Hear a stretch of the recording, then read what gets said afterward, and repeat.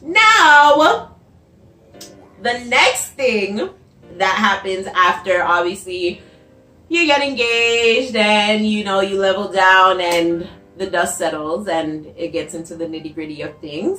You have to discuss wedding expenses and set a budget.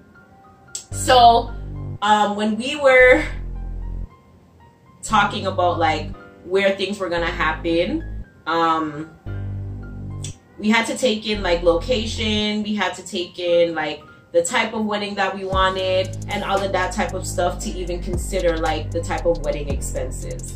But we came up with a budget that we wanted to stick with, and then we came up with a second budget. So we had, like, a budget, but we had another budget, like, that we were just like, yo, if we can do it within this budget, cool. But if we have to, this is the budget that we definitely do not want to cross, okay? So that is currently what we are working with. So far, so good. So far, so good. Honestly, really and truly, so far, so good. And I think it's just because I'm not really so much focusing on, like, I'm not gonna say like the image or anything like that, because don't get me wrong, my wedding is gonna be absolutely beautiful. You know what I'm saying? It's gonna be beautiful, it's gonna be unique in its own little way because it's mine, obviously. But I'm not really so much focusing on, like, making sure everybody is pleased, in a sense, if you get what I'm saying. Like, I am making sure that this day is special for both myself and my husband, and we get everything that we want, that we know is gonna make this day memorable for both of us. Like, my main concern is that he has the best day of his life. Like, that's my main concern. And his main concern is that I have the best day of my life, literally. Like, he wants to make sure that I have everything my heart desires for this day, and that's exactly what I want for him. So that is my biggest concern. Like, a lot of people focus on, like, oh my gosh, I want this, the best, like, or the grandest of this and the da-da-da-da-da, whatever. Like, after that day and people go home, yes, they're gonna talk about it for like maybe a day or two, but after that, nobody's gonna remember it. And I gotta be married after that, if you get what I'm saying. So, like, my main focus at this point is, like, the union of everything and not so much just the day, even though, like, you know, but I'm gonna make sure everybody obviously has the best time, because everybody's gonna obviously have the greatest time. Like, you know what I'm saying? Like, it's gonna be good. It definitely is gonna be good. But as I said again, I'm mainly, ooh, I'm hungry. But I'm mainly going to be focusing on, as I said, like, the whole union and, like, you know, the fact that this is something that I gotta deal with for the rest of my life, you know, because this is my marriage. This is not a joke. So yeah. So yeah, that's what we did. Yeah, and we looked at, like, being on the topic of setting a budget, we had to consider, like, you know, having a wedding outdoors or having a wedding within a venue, having a wedding at on a resort, at a villa, all of that type of stuff, because all of that stuff is going to determine your budget. The amount of guests that you have is going to determine your budget. The type of wedding that you want is going to determine your budget, all of that type of stuff. So you really got to sit down, think about the type of wedding that you want, the aspects that you want, or the elements, I should say, all of the things that you're potentially going to need, the number of people that you're going to want there, yeah, all of that type of stuff, even coming down to, like, having, like, a bridal party, your outfits, like, all of that type of stuff will determine your budget, because all of that stuff fits within your budget, whether you're going to have a honeymoon or not, the type of food you're going to have, are you going to have a cake, you get what I'm saying? Like, all of that type of stuff is definitely going to determine your budget. So you have to pencil out really how you want your wedding, the type of stuff that you want, and then you'll really and truly be able to determine that. Because what I'm going to tell you is, you can look at weddings and be like, oh my gosh, like, look at this, like, that shouldn't be this amount of money. Baby, weddings are expensive. Whether you are like me and you are crafty and you can do a lot of things on your own, weddings are still expensive because you cannot do everything yourself. You gotta still pay people to do things. And yeah, that bill definitely quickly adds up with tax. Okay, like adds up. So what I would say is look at all the things that you want, right?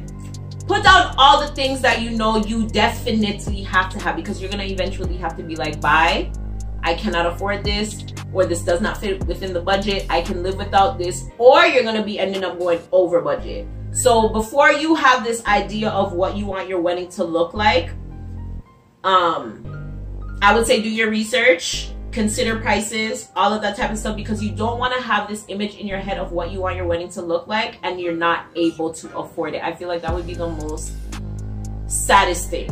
You know what I'm saying? Or you're just gonna have to put in some extra hard work, save a little bit more, cut back on certain things so that you can have the wedding that you want. But baby, okay, it's expensive. The next thing that you gotta do is obviously pick a date. For me, because we are going to be traveling to another country, the date was very crucial because we had to factor in a lot of things, like people being able to get time off of work. There's going to be kids that are participating, like are we going to be taking them out of school? All of that type of stuff, like the weather. Is it hurricane season? Is it, you get what I'm saying? Like we had to factor in a lot of things. Like, is it a holiday time where the tickets are going to be extremely high? Because anybody that knows going to Jamaica during any type of holiday, the tickets are extremely high. Okay, high. So there was a lot of things that we had to factor in, but we did pick a date. I am not going to tell you guys the date. But obviously by the videos, you guys know when we are obviously getting closer. But you guys will know definitely when it is time. Like you guys will know, like I'm going to be documenting every single thing. I already have started behind the scenes. So there's a lot of content that I have coming for you guys. So just stay tuned for that. And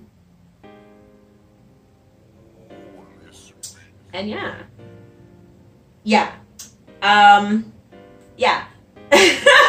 So yeah, you gotta pick a date, and as I said, we already have a date.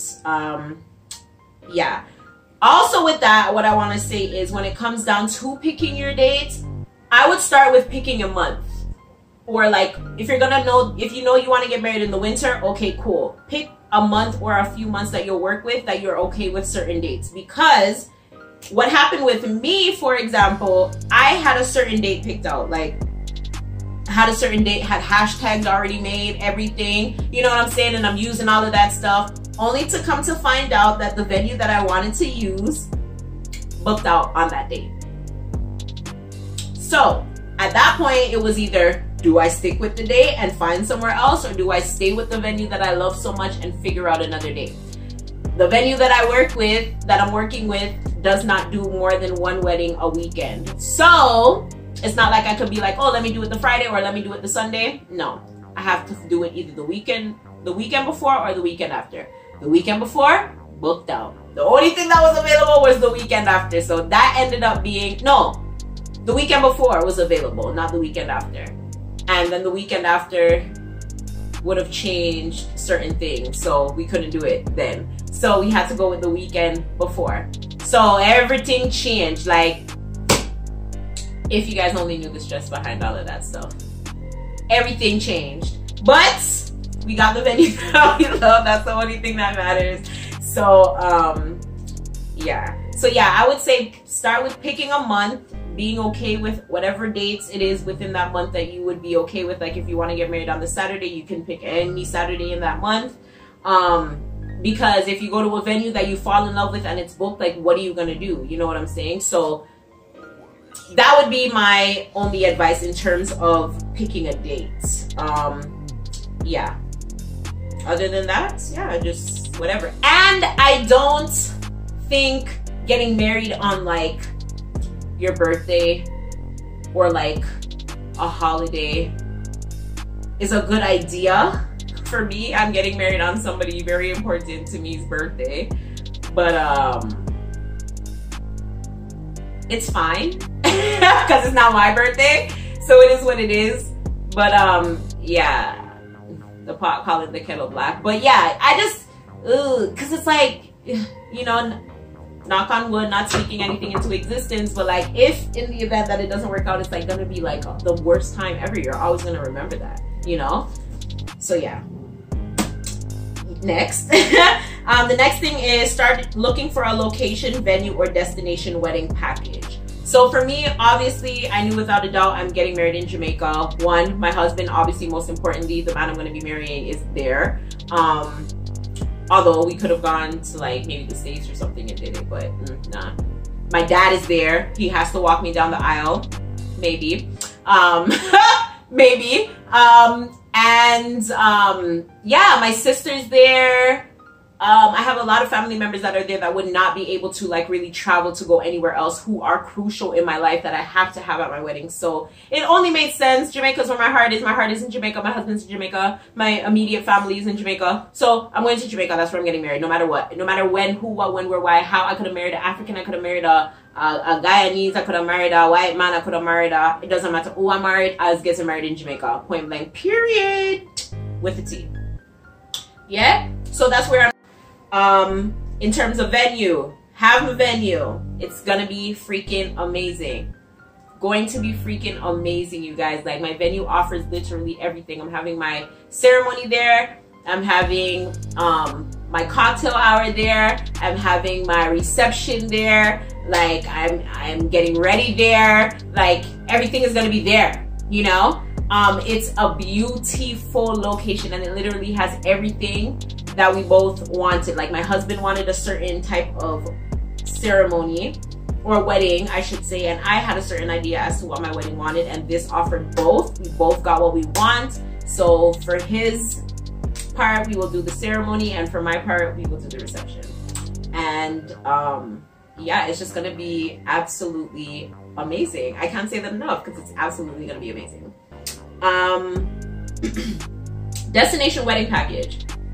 Now, if you live or have family in the country that you are going to be getting married in, sometimes this option does not necessarily work out for you. Like, for me, it did not work out for me. I initially looked into hiring a wedding planner to assist with the traveling, having people stay on a resort, just because we are not getting married anywhere where any one of us lives. So I did not want the hustle and bustle of figuring out rides and renting all these cars and doing all of that stuff just to get to and fro from, you know what I'm saying? Because there's a lot of work that is going to be going into getting this whole wedding ready. Like, me and my dad have to make a lot of things.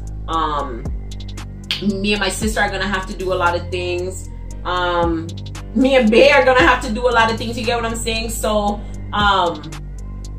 it's gonna be a lot, and to like transport and do all of that type of stuff, I was just like, yo, if everybody is just in one place and we can all just be here, it would probably be so much easier. But it did not work out that way. It ended up being just more cost efficient, I guess, for everybody to just stay where they can and figure out how they're gonna get there. Because yeah, I just feel like it doesn't really make sense to stay on a resort if it's in a country where you live or have family in, and you know you have space where you can go and stay, if that makes any sense. I feel like if I was going to maybe like Cuba or Paris or you know what I'm saying, Dubai, you know what I'm saying, then we would definitely need to have a resort. Like, probably I would be having my wedding on a resort, you know what I'm saying, because it would make more sense there. We don't know anybody there. That would be the only option, and we have to stay somewhere, so that would be the only option then. But definitely you can look into it. There are free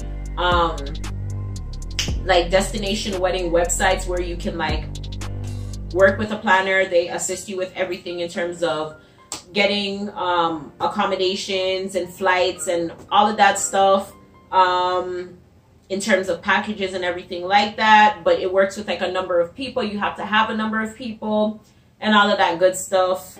But as I said, it didn't work out for me. If you want to know any of those free wedding websites, I will list the 2 that I communicated with down below. And if you are planning a destination wedding, you can check out the destinations that they offer, that they assist with. I think they work with both America and Canada. I don't think they do anything for the UK, unfortunately. So I'm not sure in regards to that. And then the last thing is select an on-site wedding planner. I am my own wedding planner.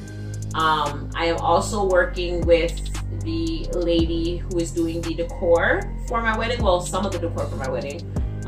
She's mainly, I'm just getting the rentals pretty much from her. Everything else, like, I'm really and truly doing for the wedding. So yeah, she'll be assisting in some way, but in terms of everything else, like, I literally am my own planner. I've contacted all of the vendors that I'm using.